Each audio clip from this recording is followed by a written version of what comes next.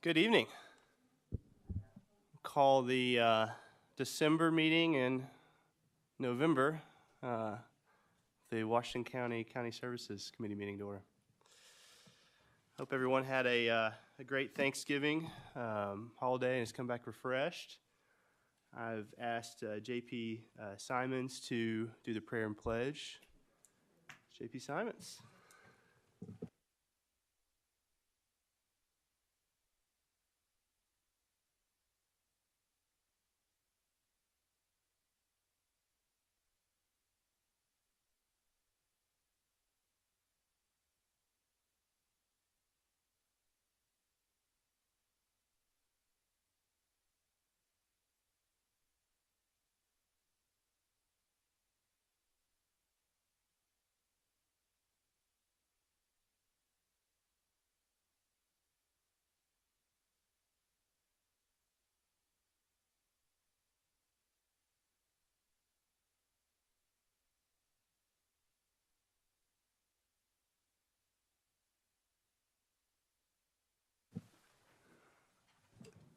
Thank you, J.P. Simons. Next on the agenda is the adoption of the agenda. Before Mr. Chair, I'd like to move to table item 4 until the first quorum court meeting, county services. J.P. Rio Stafford, will you cue your mic, please? Wait to be recognized. There you go. Thank you, Mr. Chair. I'd like to move to table item 4 until the first county services committee meeting of 2023. There is a motion to table item number 4 and a second. And before we move on, we'll take that vote. Ms. Myro, please call the roll.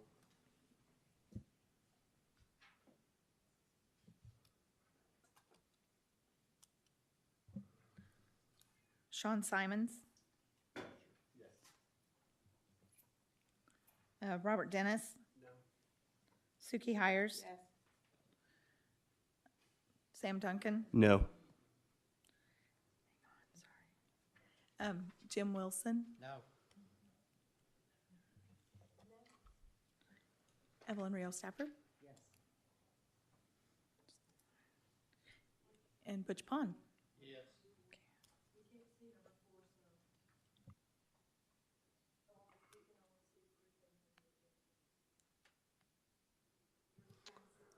The motion to table until the the next County Services Committee meeting. First meeting of 2023. The first meeting of 2023 passes. So item number 4 will not be heard this evening. I have another update to the agenda. I move to strike item number 6, the ordinance appropriating $30,000 from the American Rescue Fund. Spoke with the judge's office today, and that was per their recommendation. So I make the motion that we strike item number 6. Do I hear a second? Second. All those in favor, say aye. Aye. I move that we adopt the agenda as amended. Second. All those in favor? Aye. And the agenda is adopted. So we will jump down to item number 5, ARPA update. Chief of Staff.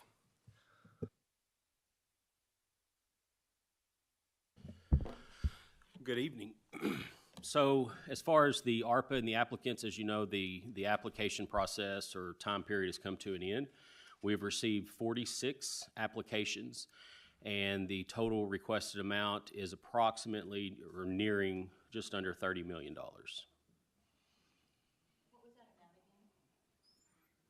Do I have any questions? Anybody have any questions? JP Rosteffer. Yeah, could you repeat that amount? Some folks in the $30 audience. million. $30 million. And if you could remind me how much we've, I don't have the numbers in front of me, how much we've appropriated toward this? I think $2 million. Does anybody? I think it may be more than that, but it's 2 point something, maybe 2.0.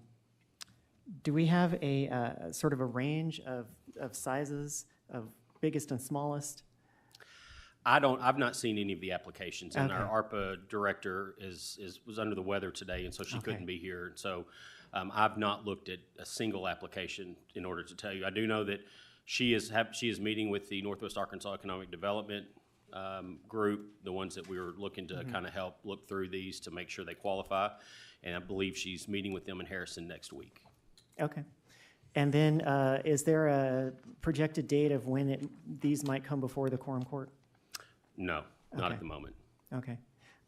Would it be possible to get our ARPA administrator to just sort of give us a written kind of update with the answers to a couple of those questions, like the biggest and smallest and that kind of thing? The largest and the smallest Yeah. ask? Yeah. Okay. Okay. Thank Yep. you. Any other questions from the committee? Seeing none. Thanks, sir. Thanks, sir.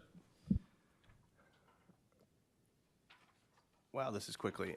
Moving on to item number 7 on the agenda. An ordinance appropriating $750,000 from the American Rescue Plan Act Fund, line item 3046, to the Sheriff's Office Jail Maintenance Fund. And this is in everyone's packet. Is there anyone here from the Sheriff's Office that wants to speak on this?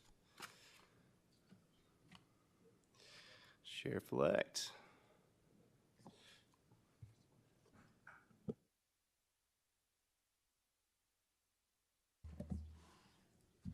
Good morning, or good afternoon, Mr. Chairman. Jay Cantrell with the Sheriff's Office. This request was originally in our 2023 budget, and we had made comments at the time we presented our budget that these particular funds might be eligible for ARPA funding. And so J.P. Duncan made a motion and requested at one of the budget hearings that our capital be reduced, and that then asked me if I would get an ordinance drafted to use the ARPA funds to fund these two items. And so that's what we have before us. Our jail recorders, our jail cameras, there's 185 of them in the jail. You may remember from our budget presentation, we have 185 cameras. They're at the end of life. They'll quit being serviced, and no parts will be available after June of 2023. So it means if a camera goes down, then we'll have. Right now, we're having to try to find them off of eBay auction sites. So that's the need for it. It will help us. And the COVID mitigation standpoint is that it will be much more clear video. It will give us the opportunity to do better contact tracing to see who's been in that cell block and to be able to identify those detainees more readily, people that have been in booking together. So we think that will give us an advantage there. And the cost of that system is $600,000. The installation is $150,000, but we can do that in-house with our IT and maintenance people, so that will save us $150,000 off the total price. So we need $600,000 for that. The $150,000, if you recall, back in 2020, we entered into back in 2018, 2019, we had Johnson Controls come in and do a survey of what it would take to upgrade all the HVAC systems in the county. It was determined then that the jail would not benefit from going with the Johnson Controls program. That our best course of action would be just to budget so much each year to upgrade our HVACs and to replace them on a rotating basis. So that's what this $150,000 is for, is our continued replacement of our HVAC systems in the jail. So they're some of them are close to 20 years old. So that's what this is for. We believe that ARPA easily allows for replacement of HVAC air handling systems within the guidelines. So that's our request. I'd be happy to try to answer any questions you might have. I've just got one before I open up to the court. Has this been validated by the ARPA administrator, Ms. Wilhite, or do you have, I guess, any validation you've seen from the ARPA guidelines that you feel confident this falls within the I don't know if Ms. Wilhite has had a chance to validate this or not. We had our in-house attorney draft the ordinance, and so here we are tonight. I don't know if Brian might know if she's had a chance to look at it, but I'm not positive. Okay, thank you. JP Hires. Oh, I actually sorry, thank you, JP. Duncan, I actually have the same question. You say that it might be eligible, and I'd really like to know if we really think it's eligible before we pass this on. Sure. Well, our interpretation from the sheriff's office is that is eligible, but that's just a bunch of cops looking at it, trying to figure out a way to upgrade this equipment that's in sore need of being replaced. So, JP Rio Stafford. What's the sort of timeline? I see the timeline in here in the ordinance for, replacing the surveillance system. It's going to be end of life in June 2023, but what about the rooftop units? What's the sort of, timeline we have for replacing those? well, we before replace we're in trouble? 4 or 5 each year, Okay. depending on which. Some units are 4 ton, some units are 8 ton, depending on the cost. So we're on a continual rotation. We used to do 100,000 a year, but cost of goods and services has gone up. So to replace the same amount, we probably need about 150,000 this next year to keep our rotation going Gotcha. for replacement. That was our best option whenever we did Johnson Controls, did their evaluation, that the return on investment would not probably work for the jail, that the type of systems they needed, that we need at the jail, being a 24-hour-a-day, 7-day-a-week facility, need a more robust system, and Yeah. that they didn't think that it would pay to use the energy savings, that the energy savings wouldn't pay for the upgrade. So they thought the best course of action would be just to get on a rotation, replace them 4 or 5 each year. So that's this ask. It's been in our budget since 2020 in the ask to appropriate that. Gotcha. Have there been previous rounds of replacements done already? Yes, Yeah, we've been and- doing it since 2020, Got it. replacing on a rotational basis. Okay. And how were the previous rounds paid for? Just out of our capital request, we would Got it. request Okay. that Yeah. from as part of our capital Okay. in the jail Have any of maintenance and operations budget. Okay. Have any of the units, either the HVAC units or the cameras, gone out or are currently out? Yes, on the camera system, yes, some of those have gone out. We've been able to procure some of those through eBay sites or different online auction sites that have some used ones that we're able to acquire. But, as the system gets older, those will become scarcer Sure. to acquire. Okay. Thank you. And JP Dennis, I see your, before we further discussion, I'm going to go ahead and make a motion on this. I move that we pass item number 7.1 to the full quorum court with a due pass recommendation. Second. So there's a motion and a second on the floor, and we'll continue discussing. JP Dennis? I was going to make the comment about timing is everything, and we seem to always think that government moves so slow, and part of it is because of the meetings. And so I think that we go ahead and do this, and then by the time it gets to the finance committee, they're going to know the person who's missing. I didn't hear the name. Will be back and can tell us, yes, this is definitely approved or definitely not approved for, say, the wrong initials. So they will be able to tell us. And so I would say let's just go on with it and pass it on to the Finance Committee, let them look at it, and then full quorum court, we look at it again there as a body of a whole. So that's how I see it anyway. Thank you. Thanks, sir. Any other questions, comments for Sheriff-elect Cantrell? Seeing none, any further discussion? Seeing none, Ms. Myra, you call the question? Oh, I'm sorry, public comment. Thank you, Mr. Chairman. Thank you.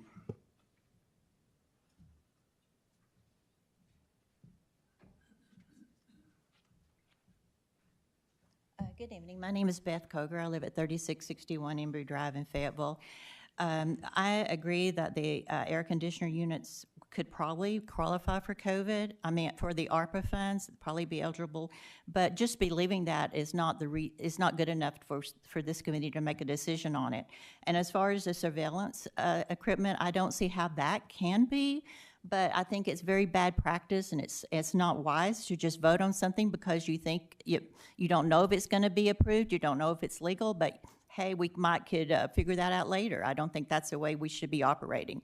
If we don't have the information tonight to make an informed decision, then we shouldn't make any decision. And back to the ARPA funds, I want to remind this committee that the original purpose of those funds was to help the community, the people in the community who have been directly and disproportionately impacted by the pandemic. And to date, I can't think of one penny that this court has allocated to do that. So it seems like we're just nickel and diming our ARPA funds away. I ran a total today, and what I come up with is we have around 14 million that is not allocated. Not all of that, some of the money has been allocated but not spent. So I just urge this committee to step back and let's know what we're voting on before we vote. Thank you. Any further public comment? Please state your name and where you live. Hi, my name is Dinah Nash. I live at 1978 North Settlement Lane in Fayetteville. And I'm also concerned, I made a career of social work and criminology, and I'm very concerned that procedures are not being followed here. This was to, just as Beth said, deal with COVID-related issues, and to me this seems like routine maintenance to keep up the cameras and the AC equipment. Most people would think that was routine maintenance in a jail. That is not the purpose of the ARPA funds, never was, never will be. Thank you. Thank you. Any further public comment? Seeing none, Ms. Myra. Sean Simons. Robert Dennis. Yes. Suki Hires. Sam Duncan. Evelyn Rios Stafford. Jim Wilson. Butch Pond. Yeses have it. Pass. Item number 7, we'll go to the full quorum court. Item number 8 is public comment. We have a 12-minute public comment period, and the floor is open. Will that include the thing that was tabled? 12-minute public comment for any comments.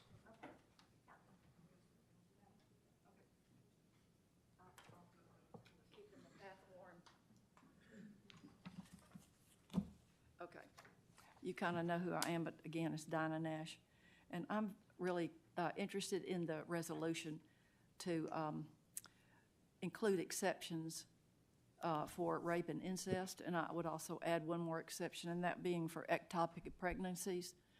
Most people know what those are, but they're pregnancies that happen in the fallopian tube of a mom. They're accidents, they're not her fault.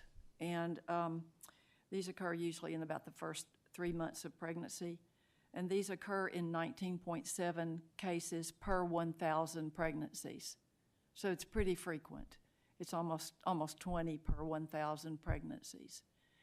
And if a woman has ever had an ectopic pregnancy, her chances of having another such pregnancy is 1 out of 10. So the risk is death, and we find recorded about 50 deaths a year occur this way. Arkansas law, as I understand it, does not permit abortion in the case of ectopic pregnancy, and we would like this resolution to include that when you consider it. Thank you.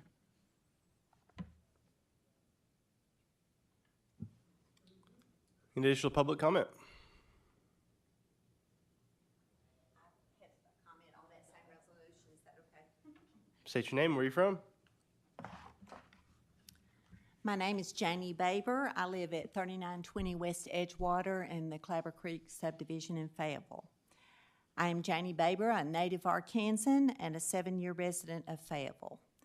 A retired high school teacher, a wife, a mother of 3, and a grandmother of 7, and I fully support the resolution for exceptions to the anti-abortion law in the case of rape, incest, and ectopic pregnancy.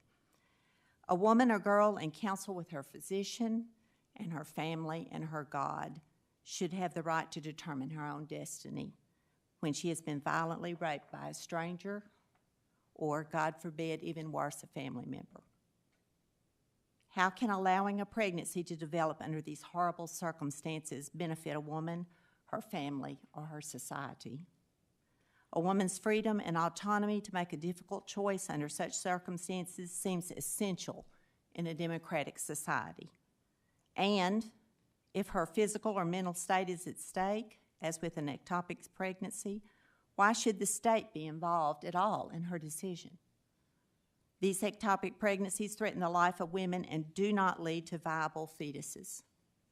I am the proud mother of 3 sons, but I bore them under the best of circumstances, not the result of violence, and not jeopardizing my own health and future to even the point of death.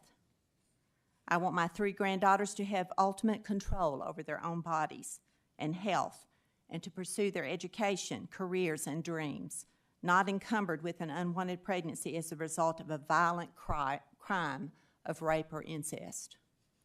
Look at me. I am a 68-year-old retired teacher who has been labeled the radical left, when my thoughts and convictions are not radical. They are mainstream, especially in these violent circumstances of rape and incest and ectopic pregnancy. Please be reasonable and responsible and brave and support this resolution for these exceptions. Thank you for hearing me. Any further public comment? Seeing none, this meeting is adjourned.